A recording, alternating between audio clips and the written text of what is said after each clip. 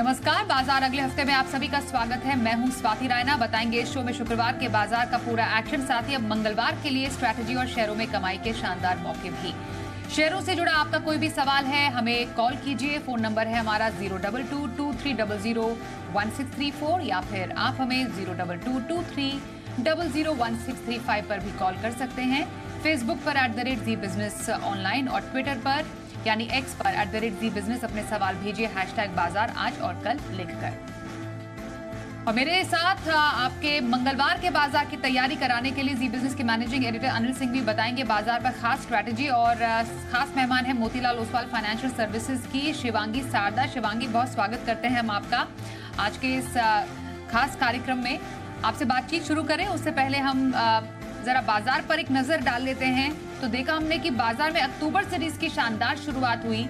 कारोबार के अंत में सेंसेक्स 321 अंक उछलकर 65,828 के लेवल पर बंद हुआ, तो वहीं निफ्टी 100 अंकों से ज्यादा बढ़कर 19,638 के स्तर पर बंद हुआ। बैंक निफ्टी में रही 284 अंकों की तेजी और ये बंद हुआ 44,584 के स्तर पर।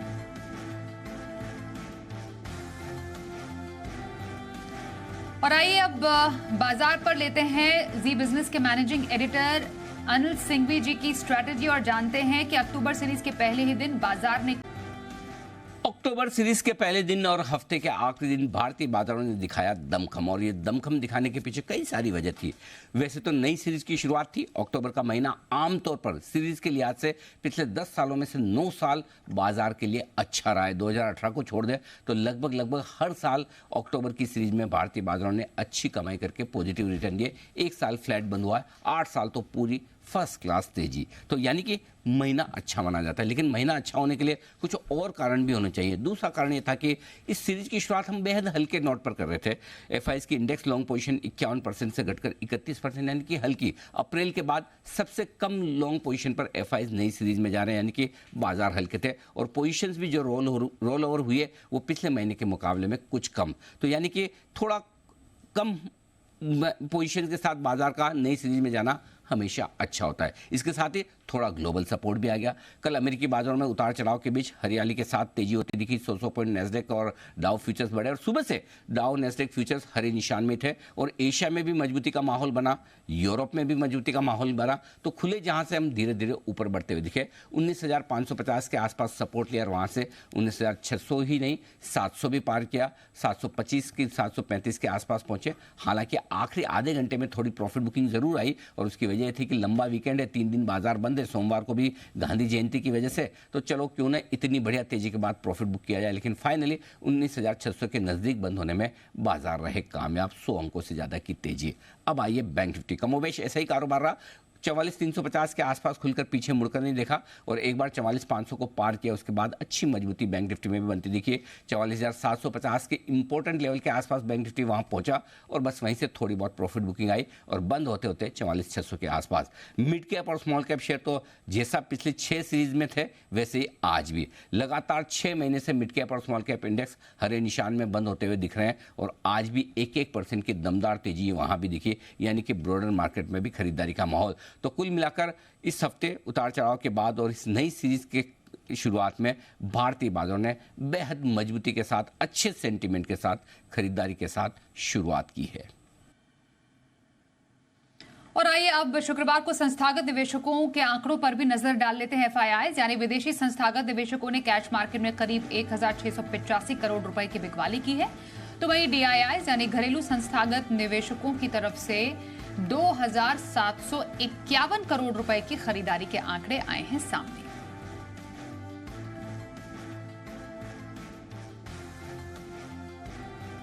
और बाजार बंद होने के बाद आई एक बड़ी खबर। वेदांता ग्रुप ने अपने कारोबार के डीमर्जर को मंजूरी दे दी है। कंपनी ने ऐलान किया कि वेदांता के कारोबार को कुल 6 लिस्टेड कंपनियों में बांटेगी। कारोबार को 5 डिवीजन में डीमर्ज करने का प्लान है।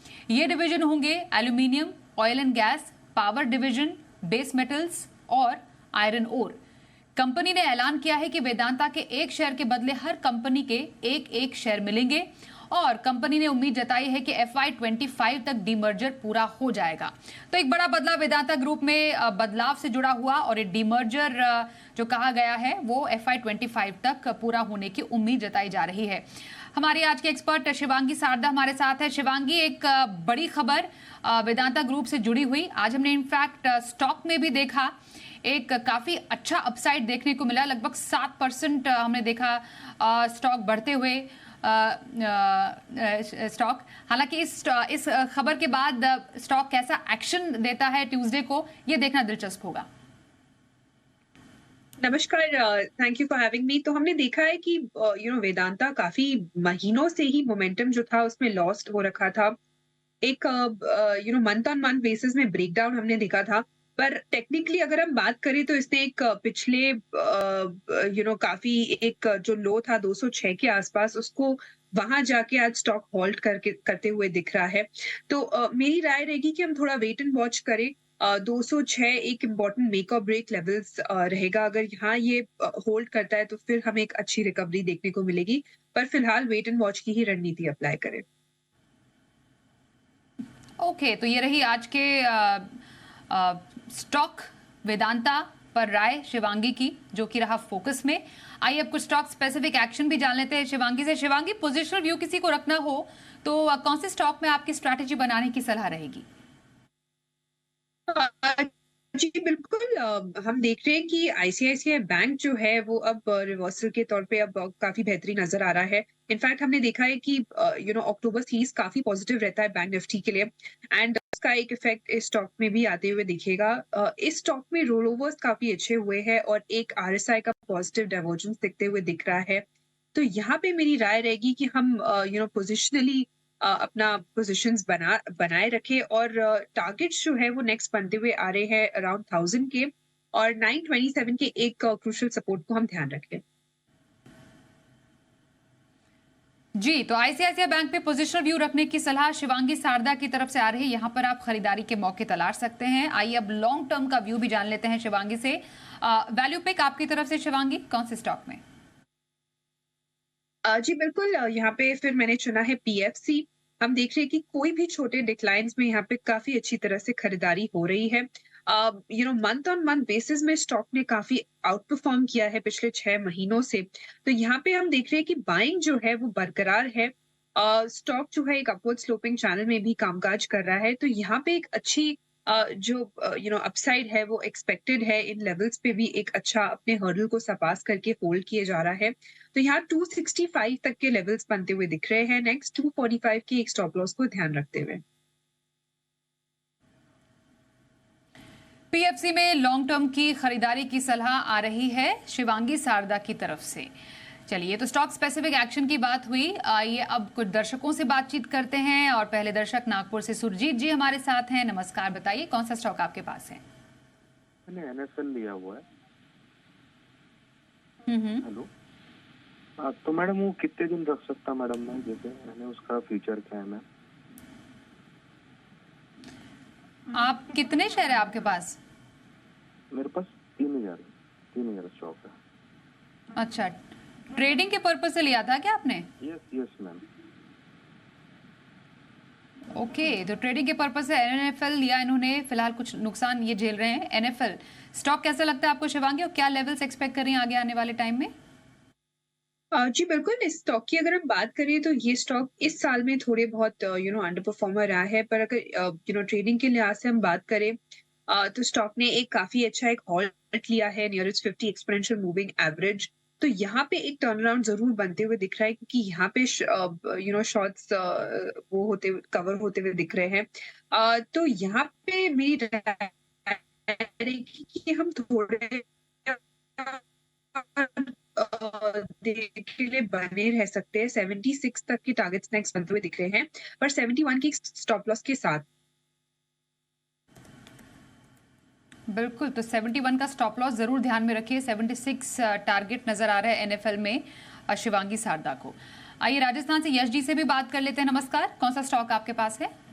मैडम, मेरा 3 स्टॉक पे सवाल था। मेरे पास जीआरएससी लिया हुआ है 950 में 100 शेयर। मेरे पास कोचिंग शिपयार्ड के 1250 में 250 शेयर है, और टेक्स रेल है मेरे पास 160 में। 500 शेयर, मैं लॉन्ग टर्म के लिए रुक सकता हूँ। ओके, लॉन्ग टर्म का नजरिया इनका है इन तीनों स्टॉक्स पर। गार्डन रीच से शुरुआत कर लेते हैं। शिवांगी, 950 की खरीद है इनकी, क्या राय रहेगी आपकी? जी, जीआरएसटी जो है काफी एक थीमेटिक प्ले रहा है और स्टॉक की अगर हम बात करें तो यहाँ पे कोई दिक्कत की बात नहीं है, बिल्कुल बने रह सकते हैं। थोड़े बहुत एक अच्छे अपमूव के बाद करेक्शन देखने को जरूर मिली थी, पर स्टॉक जो है वापस सपोर्ट जोन्स पे अराउंड 785 के आसपास सपोर्ट लेते हुए दिखा है। तो यहाँ पे बिल्कुल मेरी राय रहेगी कि हम बने रह सकते हैं। 875 और फिर 900 तक के लेवल्स हमें देखने को मिलेंगे। 825 के एक स्टॉप लॉस को हम बनाए रखें। बने रहिए गार्डन रीच में। कोचिन शिपयार्ड और टेक्स मैको रेल पर क्या राय रहेगी आपकी शिवांगी? जी बिल्कुल, कोचिन शिपयार्ड की बात करें तो ये पूरा ही स्पेस काफी पॉजिटिव है, बेहतरीन नजर आ रहा है इन लेवल्स पे। हमने देखा है कि 2 हफ्तों की एक म्यूटेड परफॉर्मेंस के बाद स्टॉक जो है अब वापस अपने की रिट्रेसमेंट लेवल से टर्न होते हुए दिख रहा है। और इनफैक्ट हमने देखा है कि ये पूरे 2 हफ्तों के करेक्शन में भी अपने ये 20 एक्सपोनेंशियल मूविंग एवरेज को नहीं तोड़ा था डेली फ्रेम में। तो ये एक काफी एक पॉजिटिव नजर आते हुए दिख रहा है। तो यहाँ पे मेरी राय रहेगी कि हम बने रहे 1130 के लेवल्स के लिए और 1060 के एक स्टॉप लॉस को हम ध्यान रखें। जी, तो ये रही शिवांगी की तीनों आपके स्टॉक्स पर राय। जोधपुर से राज इस वक्त हमारे साथ है, उनसे भी बात कर लेते हैं। नमस्कार, बताइए कौन सा सवाल है आपका? नमस्कार मैडम, मेरे पास सेंट्रल बैंक ऑफ इंडिया के 800 शेयर है 33 से, एंड अशोक लेलैंड के 500 शेयर है 187 से। मेरा लॉन्ग टर्म का व्यू है, क्या करना चाहिए? सेंट्रल बैंक के आप खरीद एक बार फिर से बताएंगे, सेंट्रल बैंक पर कितनी है आपकी? 33। 33, ओके। और अशोक लेलैंड? 187। 187। सेंट्रल बैंक में तो काफी अच्छा मुनाफा आप कमा रहे हैं, और लॉन्ग टर्म के लिए रखना अगर चाहें तो क्या राय रहेगी सेंट्रल बैंक ऑफ इंडिया में शिवांगी आपकी? जी, मुनाफे के लिए काफी कंग्रेचुलेशंस। और अगर हम स्टॉक की बात करें तो काफी पॉजिटिव है। स्टॉक ने पिछले 3 हफ्तों से एक लगातार बहुत ही शानदार रूप से बाइंग इंटरेस्ट देखने को मिली थी। इस महीने ही इनफैक्ट हमने एक बहुत अच्छा प्राइस वॉल्यूम सर्ज देखा है, तो ये कंटिन्यू होते हुए दिख रहा है यहाँ पे मोमेंटम। लॉन्ग टर्म की अगर हम बात करें तो यहाँ पे इमीडिएटली 55 और फिर आगे लक्ष्य बनते हुए दिख रहे हैं, तो बिल्कुल बने रह सकते हैं। 48 के एक सपोर्ट को हम ध्यान रखें इस स्टॉक में, और अपना जो स्टॉप लॉस है वो ट्रेल करते रहे। दूसरे स्टॉक अगर हम अशोक लेलैंड की बात करें तो पूरे ही ऑटो स्पेस में काफी अच्छा मोमेंटम बना हुआ है। पर ये स्टॉक जो है वो सितंबर की सीरीज में हमने देखा कि थोड़ा अंडर परफॉर्म जरूर किया था as compared to other heavyweights. तो लेकिन मेरी राय यहाँ ये रहेगी कि फेस्टिव सीजन है और ऑटो सेल्स के नंबर भी एक्सपेक्टेड है, तो यहाँ पे मेरी सलाह रहेगी कि हम स्टॉक जो है अब नेक्स्ट जो अपमूव है वो यहाँ बनते हुए दिख रहा है 185 तक के लिए, एंड 173 के एक सपोर्ट को हम ध्यान रख सकते हैं। तो ध्यान रखिए अपने दोनों स्टॉक पर जिन लेवल्स का जिक्र किया शिवांगी ने, उसको जरूर नोट कीजिएगा। आइए अगले कॉलर इस वक्त हमारे साथ हैं दिल्ली से प्रवीण कुमार। प्रवीण जी नमस्कार, कौन सा स्टॉक है आपके पास? मैम मेरे पास टाटा इलेक्सी है और बहुत पहले लिया था 162 के रेट पर, 100 शेयर्स हैं। तो इनका अभी क्या करें, रखें या निकाल दें? 152 की खरीद थी आपकी? 162, 10 साल पहले। 162 की खरीद? हाँ जी, 10 साल पहले, वाह क्या बात है। 7 लाख का मुनाफा आपको। अभी फिलहाल टाटा इलेक्सी में कब तक अभी आप होल्ड करने का और प्लान कर रहे हैं? मैम मैं रख सकता हूँ, मेरे को कोई प्रॉब्लम नहीं है। 5-6 महीने, साल भर।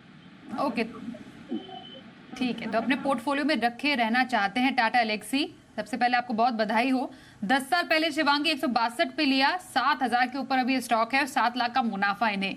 अब बताइए क्या आपको इस स्टॉक में और एक्शन नजर आ रहा है और इन्हें क्या करना चाहिए साल भर के नजरिए के लिए? जी बिल्कुल, मुनाफे के लिए बहुत शुभकामनाएं। और ऐसे ही हम अगर लंबे अवधि के लिए बने रहे तो काफी वेल्थ क्रिएशन भी होता रहेगा, तो ये मैसेज सबके लिए है। टाटा एल्क्सी की हम बात करें तो यहाँ पे ईयर ऑन ईयर बेसिस में पिछले 4 साल से काफी अच्छा आउट परफॉर्मेंस देखने को मिला है। और हम देख रहे हैं कि अभी फिलहाल ये मंथ काफी एक कंसोलिडेटिव रहा है, पर ओवरऑल स्ट्रक्चर जो है वो अभी भी काफी पॉजिटिव है। अगर हम पोजिशनली भी बात करें तो स्टॉक ने एक काफी अच्छा रिट्रेसमेंट लेवल को टच करते हुए वापस अब इसमें एक अच्छी बाइंग देखने को मिल रही है।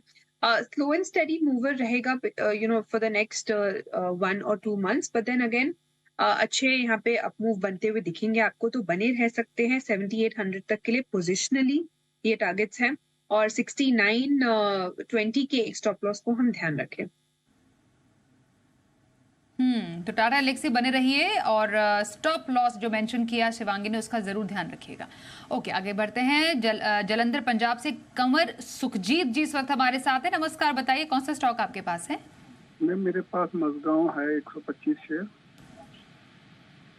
मैंने 1700 खरीद? हाँ जी 1700 पे लिया हुआ है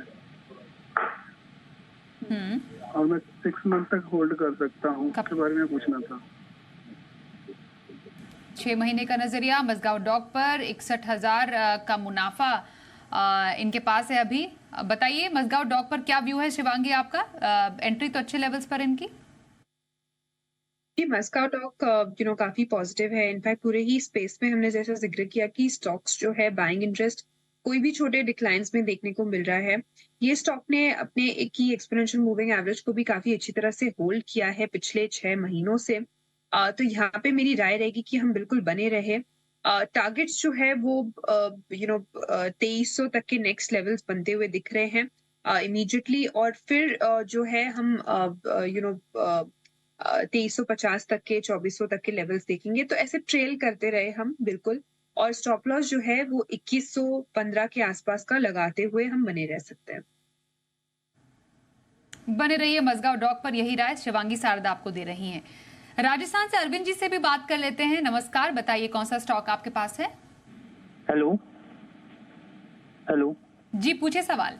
मेरा आरबीएनएल लिया हुआ है मैडम की 125 के भाव पर 500 शेयर, और मेरा यूको बैंक लिया हुआ है कि 48 के भाव पर 1500 शेयर, और मेरा जेबीएम ऑटो लिया हुआ है 1450 के भाव पर, और ओलेक्ट्रा लिया हुआ है 1400 के भाव पर। तो क्या करना चाहिए? मैं 6 महीने रुक सकता हूँ। 4 स्टॉक आपके, ओके, एक एक करके चर्चा करते हैं। ओलेक्ट्रा तो आपने ऊंचे भाव पर लिया है, JBM auto, UCO bank, RBNL से शुरुआत कर लेते हैं शिवांगी आपसे कि आरबीएनएल पर क्या राय रहेगी? 125 की इनकी खरीद है। जी, आरबीएनएल की बात करें तो यहाँ पे हमने देखा है कि इस मंथ में ही हमने एक पोलन फ्लैग पैटर्न फॉर्मेशन का ब्रेकआउट देखा था। अब जानते हैं मंगलवार के बाजार पर क्या रहे आपकी खास स्ट्रैटेजी और बाजार के लिए अहम संकेत, अनिल जी से। भारतीय बाजारों के बंद होने के वक्त 140-150 पॉइंट ऊपर डाउ फ्यूचर्स और 90 से 100 पॉइंट ऊपर नैस्डैक फ्यूचर्स, यानी कि आज रात अमेरिका में मजबूत ट्रेडिंग सेशन की उम्मीद। लेकिन भारतीय बाजारों के लिए है लंबा वीकेंड, सोमवार को भी छुट्टी, तो आपको संकेत ढेर सारे मिलेंगे आज के, सोमवार के अमेरिकी बाजारों के, और मंगलवार सुबह सुबह डाउ फ्यूचर्स वगैरह के भी। तो ये कहना मुश्किल है कि किस तरह का ट्रेड आपको संकेत देगा ग्लोबल मार्केट्स का, लेकिन हमारे मार्केट के संकेत थोड़े बेहतर होने की उम्मीद, क्योंकि सीरीज की शुरुआत में जिस तरह से आज स्क्रीन पर खरीदारी होती दिखी, देखना होगा एफआईएस की तरफ से किस तरह के आंकड़े मजबूत नजर आते हैं और वो भारतीय बाजारों को सपोर्ट देने का काम करेंगे। अब इस सीरीज की शुरुआत में जो आज मजबूती बनी, सपोर्ट आपके लिए धीरे धीरे ऊपर की तरफ शिफ्ट होता दिख रहा है। मंगलवार के दिन 19,500 19,550 आपके लिए मजबूत सपोर्ट का काम करेगा, और ऊपरी स्तरों पर 19,735 से लेकर 19,800 तक जाने की कोशिश निफ्टी की हो सकती है। बैंक निफ्टी का जहां तक सवाल है 19,250 से लेकर 44,250 से लेकर 44,400, ये 150 पॉइंट की रेंज रहेगी, बहुत मजबूत सपोर्ट। और ऊपर एक बार 44,750 के आसपास रुकावट है, उसको पार करके टिके तो फिर 44,925 से 45,000 तक जाने की कोशिश बैंक निफ्टी की भी हो सकती है। तो इन लेवल्स पर रखनी है नज़र। मिड कैप स्मॉल कैप शेयरों में मजबूती अगले हफ्ते भी बढ़ने की कोशिश पूरी रहेगी, और अगले हफ्ते के अंत तक या उसके बाद में सेकेंड वीक ऑफ अक्टूबर से नतीजों के सीजन की भी तैयारी होगी। तो फिर से अक्टूबर के महीने में दमदार एक्शन के लिए हो जाइए तैयार। आइए ऑप्शन स्ट्रैटेजी पर भी चर्चा कर लेते हैं। ग्लोब कैपिटल मार्केट्स के हिमांशु गुप्ता हमारे साथ हैं। हिमांशु जी, स्वागत करते हैं। बताइए मंगलवार के बाजार में आपके लिए, आपकी नजर में क्या खास स्ट्रैटेजी रहेगी? जी, गुड इवनिंग स्वाति। देखिए, एनबीएफसी स्पेस मुझे लगता है कि काफी अच्छी स्ट्रेंथ दिखा रहा है और यहाँ पर कुछ पॉकेट्स में ब्रेकआउट देखने को मिले। बजाज फाइनेंस पर नजर रहेगी। यहाँ पर मुझे लगता है कि जिस तरह का रनअप देखने को मिला था, उसके बाद एक ब्रीफ पॉज कंसोलिडेशन बनता नजर आया और मुझे लगता है मंगलवार को और उसके बाद इस स्टॉक में स्ट्रेंथ देखने को मिल सकती है। तो एट द मनी स्ट्राइक की कॉल ऑप्शन यानी कि 7,850 के स्ट्राइक की कॉल ऑप्शन जो आज लगभग 200 रुपए के आसपास बंद हुई है, इसमें खरीदारी करके चलने की सलाह रहेगी। मेरा ऐसा मानना है कि यहाँ पर 300 से 350 रुपए तक के टारगेट्स देखने को मिल सकते हैं और स्टॉप लॉस के तौर पर 150 रुपए के स्टॉप लॉस यहाँ पर मेंटेन किया जा सकता है। मुझे लगता है बजाज फाइनेंस 8,000 के पार निकलने के लिए नियर टर्म में तैयार है और इसी अंडरलाइन पर इस व्यू के साथ मुझे लगता है 7,850 की स्ट्राइक की कॉल ऑप्शन में खरीदारी करके चला जा सकता है। तो हिमांशु जी की तरफ से बजाज फाइनेंस में स्ट्रैटेजी बनाने की आपके लिए सलाह आ रही है मंगलवार के बाजार के लिए। धन्यवाद हिमांशु जी हमारे साथ चर्चा करने के लिए। शिवांगी, आपसे जानेंगे आपके मंगलवार के बाजार के लिए क्या रहेगी खास पिक?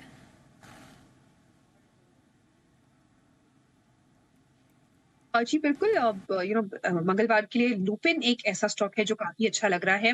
पूरे ही फार्मा स्पेस पे हमने देखा है कि यहाँ पे क्लियर आउट परफॉर्मेंस रहा है और स्टॉक जो है वीक ऑन वीक बेसिस में एक अपवर्ड स्लोपिंग चैनल में कामकाज कर रहा है और छोटी डिक्लाइंस में कन्वर्ट हो रही है बाइंग में। तो यहाँ पे मेरी राय रहेगी कि हम खरीदारी करें।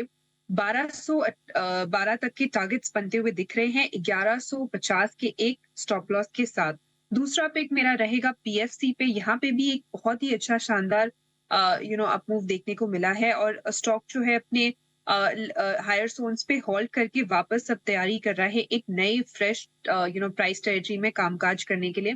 तो यहाँ पे मेरी राय रहेगी कि हम नेक्स्ट वीक के तौर पे हम इसको प्ले आउट कर सकते हैं। इमीडिएटली अगर हम बात करें तो 260 तक के लेवल्स बनते हुए दिख रहे हैं।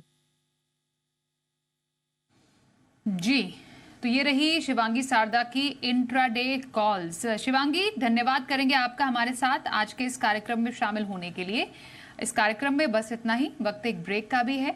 आप सब बने रहिए हमारे साथ और देखते रहिए जी बिजनेस।